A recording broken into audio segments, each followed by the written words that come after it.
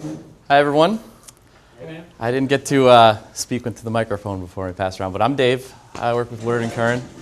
Right now I'm going to talk about just some general things, overview of the asbestos program, and what you want to look for if you are going to be going on an audit to look at the asbestos program.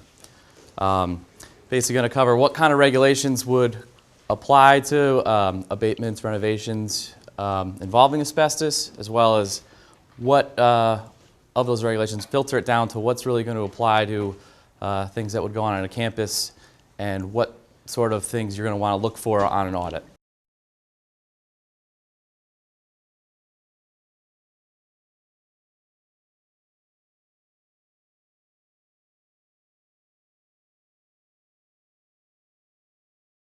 Sometimes it's called subpart M.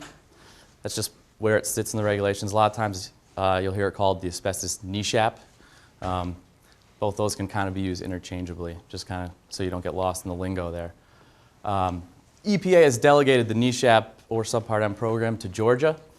So as Dan was mentioning before, this is common to a lot of programs. It's the same for asbestos, where EPA and Georgia can both kind of dual regulate that program. Georgia has their own set of regulations that encompass asbestos containing materials. However, they don't address all of the subpart M and NESHAP. Basically, Georgia's regulations say, with one line, one sentence, we have the right to enforce every requirement of the NESHAP, and that's it. So when it comes to the point of actually, if you do have to look up something in the regulations, just do be aware that Georgia's rules don't encompass everything. You also have to look at the EPA NESHAP rule. But as we go forward, you'll see that it's really, what it filters down to is it's not a whole lot. It comes from several different places. So as I was saying, in the NESHAP, there's several divisions, but mostly what will apply to college campus when you do an audit. There's a standard for demolition and renovation, and there's standards for disposal of any waste that might be generated from those activities from a campus. EPA also has what's called the TSCA asbestos regulation. When you go on these audits, you typically won't be too concerned with this set of rules. It is something under EPA's jurisdiction, but generally won't apply to colleges and universities. It handles other entities and other activities that you won't necessarily need to look for on an asbestos audit. Like I said before, Georgia has been delegated the EPA program, so they have their set of rules. As I mentioned before, this rule here, that's basically where Georgia said, this is EPA's NESHAP rule. We have been delegated authority, we can enforce it. If you want to know the details, read EPA's rule, we're not going to write it. And they also basically have a couple other rules about the waste and some guidelines for abatement, removal, and encapsulation projects. And just again, they're not always clear and complete, the Georgia rules.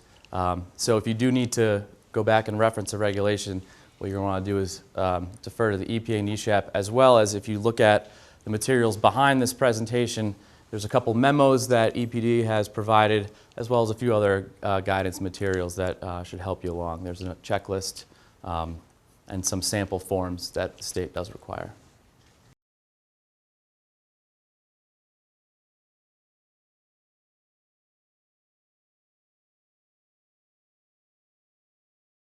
It's a good question. Basically what happens is EPA has delegated authority to Georgia, and what they mean is they basically the intent is to have Georgia enforce EPA's rules. However, EPA has made it clear that they reserve the right to come in and do any kind of enforcement or oversee Georgia to the extent they see it necessary. So even though it's an EPA program, the authority rests initially under Georgia, although EPA can oversee that. So those requirements, in theory, if EPA were to come in and do an inspection, they can enforce just the same as EPD could. But why would we, if there was a discrepancy, why would we cite something that's Georgia specific and send it to the EPA? That won't happen. Okay. So just to clarify what Dan he touched on briefly before, as you go and audit to the extent that it's an EPA requirement that either Georgia enforces or EPA enforces, that will go to EPA. If there's something that's a little bit above and beyond EPA that EPD does require of the state, which I'll mention a specific as we go a little forward, that won't go to EPA. That might be cited internally in the, as part of the audit process, but in that final report that discloses to EPA, that won't be one of the items listed. Real quick, the framework between the federal and the state governments is a little bit complex, and for some programs, they overlap completely. For some programs, the state, the EPD, has a broader, more detailed set of requirements. If the EPA has jurisdiction over an issue, whether it's a Georgia-specific issue or not, if EPA has jurisdiction over it, then that gets reported to EPA. In some programs, the EPA broadens its jurisdiction state by state depending on what the regulations call for. In many instances, it's just a state requirement only, and if EPA has no authority over that particular requirement, we won't report it. Yep. So just to go on, basically you're regulated as asbestos-containing material. So that can be, pipe insulation, floor tiles, other things of that sort. Just not to go through this, a lot of words, but basically regulated asbestos-containing material comes into three categories. The main one is friable asbestos material. So what they're concerned about is asbestos dust getting into the air and people inhaling it. So anything that's friable, meaning a powder or dust can be formed, that's going to be considered regulated asbestos-containing material. They also include some other non-friable material that could get pulled into these requirements if basically as part of any renovation or abatement activity, it'll be subjected to any kind of either crushing, cutting, or any kind of activity that could potentially cause that dust to get in the air. So that's basically, it goes into specific examples of, this is the exact definition of the rules. The other key point, rather than reading everything, but 1% is the cutoff for asbestos. So anything greater than 1%, that's considered asbestos-containing material. And then if that's friable or could potentially become friable as part of the removal or abatement process, that will also consider regulated asbestos material. And that's what, when you audit, that's what you're concerned with regulated asbestos material.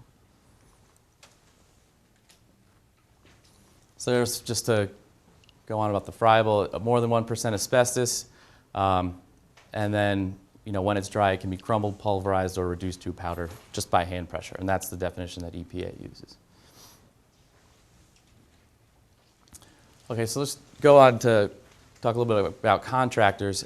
Anytime that an abatement project is performed by a contractor in the state of Georgia, they have to be licensed. There's specific requirements that they have to go through, training, and other things. However, when you look on an audit, typically what you might find at a college is that some of the projects, maybe the bigger ones, will be done by contractors, and then there might be smaller ones that are performed by employees of the university. In that case, you don't need to be licensed as a contractor. However, those employees that do the asbestos work will need to be trained, and EPA does have specific things that you need to be trained in.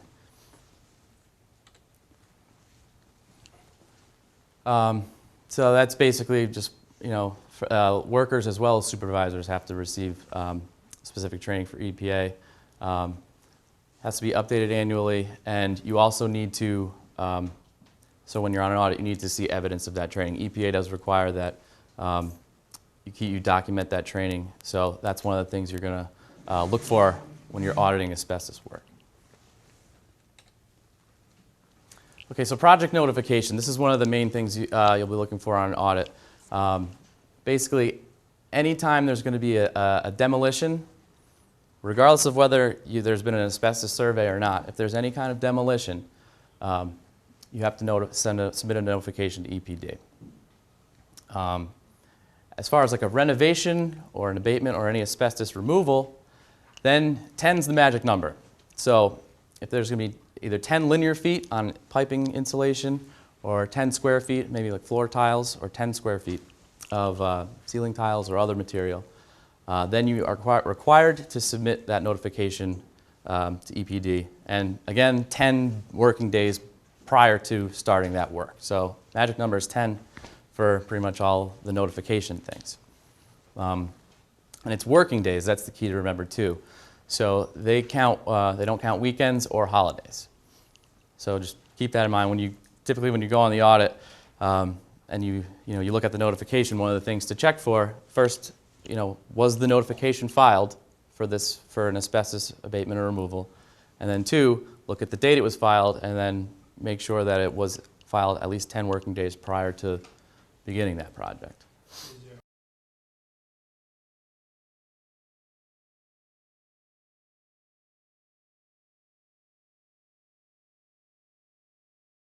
You can submit it in advance. What you will need to be aware of though, if you know you're going to be doing something, say 4 months from now, and you want to make sure you're covered, you submit the notification. That's fine.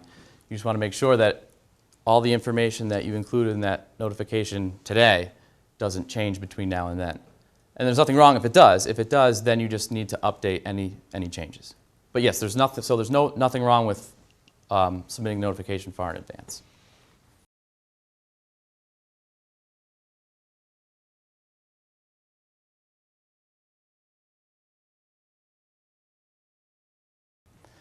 Well, there's two potential ways that might be done. If you look at just looking at the floor tile itself, if that is going to become friable as part of that process, then you do need to report it. If you're just going to be peeling it off, maybe get like a chemical, if it's in the mastic and you're not going to be grinding it or cutting it, then that won't necessarily need to be reported. However, if you're going to say remove that floor tile and then you're still going to demolish the building, they require a notification for any demolition.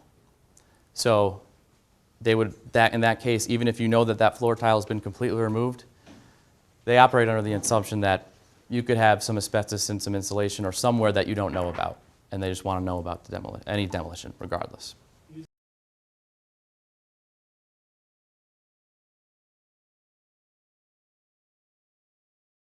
No. So if you were to demolish, the way the rules are written, if you're demolished, say a relatively new building for some reason, they still technically require that notification.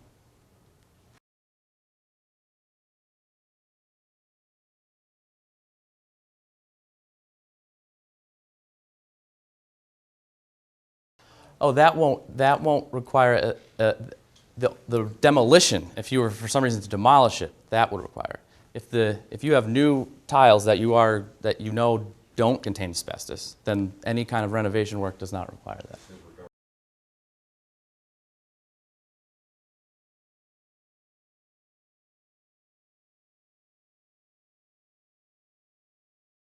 Certain things, not like floor, not ceiling tiles. Right.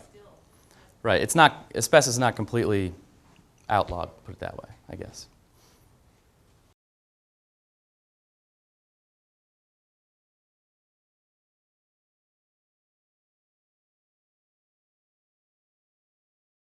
That's a great question. So the question was, will the contractors be the ones that take care of this? And generally that's true. However, as far as when you're doing an audit, you want to make sure that that paperwork is filed, whether it's with the contractor or with the college, because the way EPA says it is they will, and they've made this point, it's up to the contractor and the school to decide whose responsibility it is. Generally speaking, the contractors will do it and it's on them, but there's still an outside chance if EPA wanted to, if they found reason to, and say that a contractor didn't do it and the school hired that contractor, they could cite the school for that as a violation as well. So basically what you want to look for when you're doing an audit is for anything contracted out, does the contractor supply the school with a project file that would have this in there? You have to request And then maybe you might have to request that as well, yeah. From the contractor.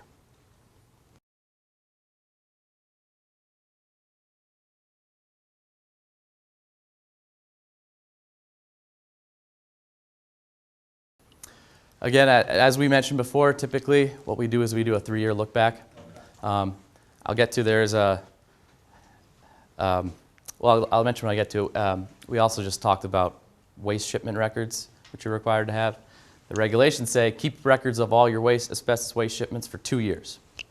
So you don't need to have records of it, but we always say if you don't have a record of it, how can you prove it one way or another? So, but typically it's a 3-year. So if you do go on audit asbestos, it's a good idea to look back 3 years, but just keep in mind that as far as the documentation on file, it's strictly required to have for 2 years, but it's good to still look back that 3rd year to rec. Is that pretty much for any hazardous waste? We'll get into the hazardous waste later this afternoon. Those rules, I'm not sure what the record keeping are for how long you have to keep your manifests for hazardous waste, but we'll get in. I think it's it's a lot longer than asbestos because asbestos is not considered hazardous waste. The official rules for hazardous waste are 3 years, but a good practice is to keep them forever. We can talk about that and why that is. Yeah.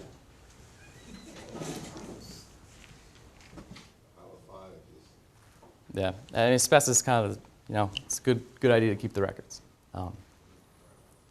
Just lastly, to touch on the notification, if there's an emergency, you don't need to wait those 10 working business days. If for some reason something's leaking or you just, you know, there's a potential hazard involved, you can go ahead and start, you know, taking care of whatever needs to be removed.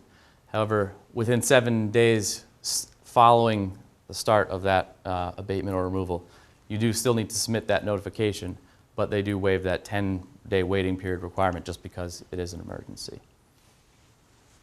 And they also just EPD, the request from them is what they like within 1 day is just fax them the first page of the notification form just so they know the rest is going to be coming after the project.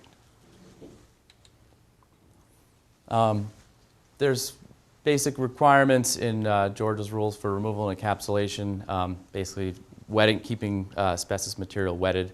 EPA NESHAB has outlines those requirements for the different removal scenarios as well. As an auditor, you won't really get into this part of the regulations just because it's rare that you'll be overseeing an actual project as an auditor. But something you might come across if there's a recent asbestos removal project on the campus is waste that might still be remaining on site.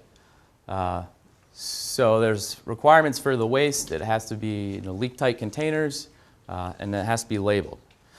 So you have to have the generator's name and address on all waste containers, as well as basically the OSHA warning label or similar wording that Georgia specifies. It's basically this label here. So it contains asbestos fibers, avoid creating dust, cancer, and lung disease hazard. So again, all this just to avoid any creation of dust or anything else that people could inhale the asbestos fibers. Vehicle markings, this kind of would be, again, probably not something you would run into on an audit, but the vehicles that transport this waste do need to be labeled as such. If for some reason, if you have, maybe you do witness people taking it from one spot on campus to another, maybe a centralized location, just be in mind that any kind of vehicle does need to have that marking on it. And again, typically, this is something that is going to fall on, if you do have a contractor, this is something that they're going to have to, take care of. But again, you want to make sure that they do it. For disposal of asbestos, there's permitted landfills or construction demolition landfills that they're allowed to go to. So it has to be taken to an approved site. EPD has a list of all the sites that are approved to handle this waste. Typically, you would probably, even if it's a campus that's doing their own, they would call a transporter and they would be the ones to take it to the final place. So now, we briefly touched on it before, but waste shipment records. So you're required to keep records of all the asbestos waste shipments. You need to have, basically, again, this could be done by a contractor or by your transporter if it's something that the university does by its own staff. But again, just like with the notifications, if a contractor is responsible for doing this, it's also the burden of the facility as well to make sure that it was done. So things to look for on audit is anything that was contracted out, either was the campus provided with documentation following that project that includes the waste shipment manifest, or could you call them and request it? Sometimes they won't always give all the documentation to a campus after a project, but they're required to have it too. So if one or the other doesn't have it, then that's an issue. So you need a waste shipment record for every shipment of asbestos waste. Generator needs to sign the form, as well as the transporter, and then as well as the final destination location of that as well. And as I said before, 2 years is the black and white requirement of the regulation. But again, it's good practice if you do have these records, to just keep them so you can demonstrate that it was handled properly. So then there's one last waste shipment requirement. After 35 days, if as the generator or the contractor has not received the signed disposal copy of that manifest, the generator has to follow up, either contact the transporter or the disposal site to say, hey, where's the waste? We sent it 35 days ago. What's the status? Where is it? So that's something to look for on an audit, to make sure that not only do they have a copy of the waste shipment record, sometimes you'll see in the files that you get from the contractor, or just for whatever reason, the waste shipment record on file is the original copy that doesn't have a signature from the destination facility. So there's no way to document that asbestos waste actually made it to the disposal site. So make sure that it was signed by that site. So you follow up after 35 days, and then after 45 days, after that follow-up, and there's still no final copy, an exception report has to be filed with EPD, which basically you send a copy of the shipment record and explain that, all right, after 35 days, we as a college or our contractor, whoever didn't get this copy back, we followed up, they didn't know where it was, it's 45 days, they're tracking it down, we're still waiting to hear. So basically, after that 45 days, that's when that report needs to get sent in. So as far as from an auditing standpoint, you'll first look for the waste shipment record. If that's there, identify the dates. Notice the date it was released from the site, and look for the date that it was received by the transporter, and then by the destination facility. So check the time frames between the dates, and then as long as it's within that 45-day window, everything's great.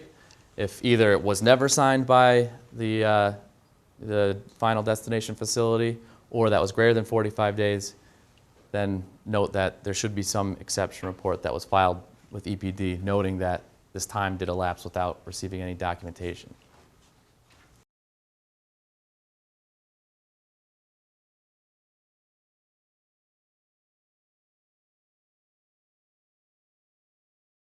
I think what we do typically when we audit, we go back 3.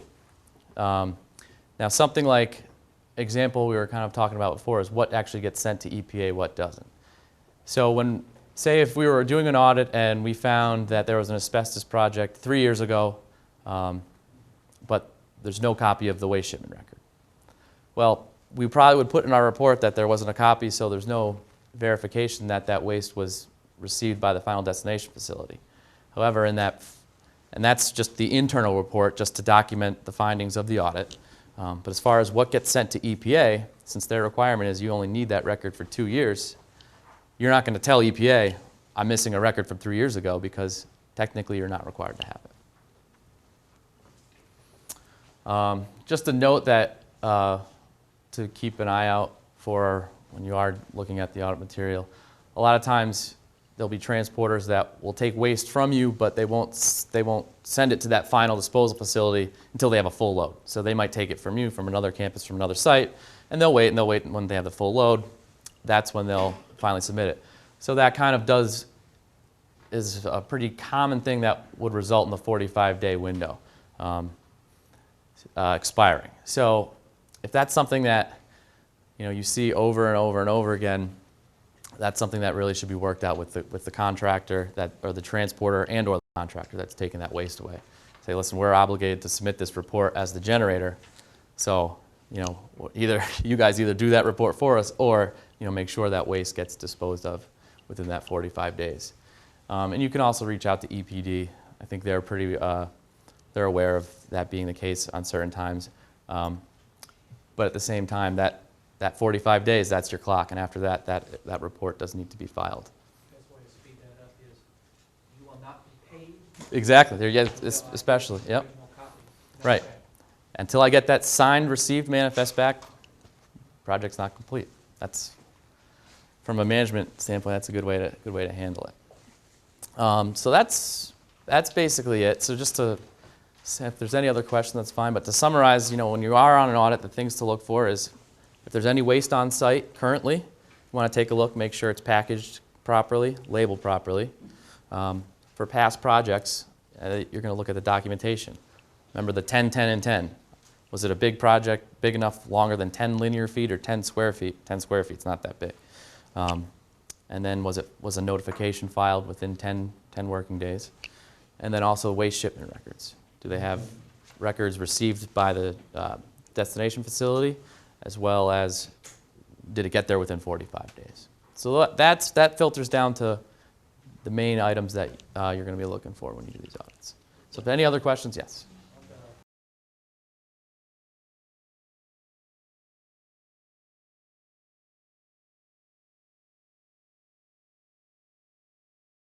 That's not an EPA requirement. That's, yeah, exactly. It's certainly a great idea, but it's not regulated by EPA. Yep.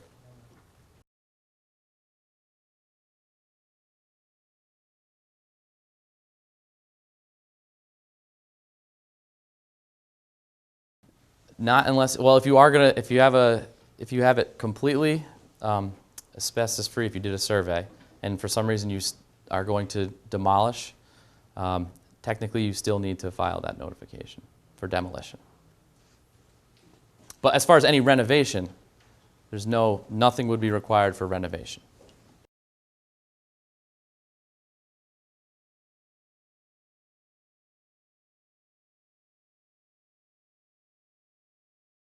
No, it's kind of like lead. The only time you are required to remove it, it wouldn't fall under for a campus. It's certain instances in things like elementary schools and things of that sort. But you aren't required to remove it under any EPA law.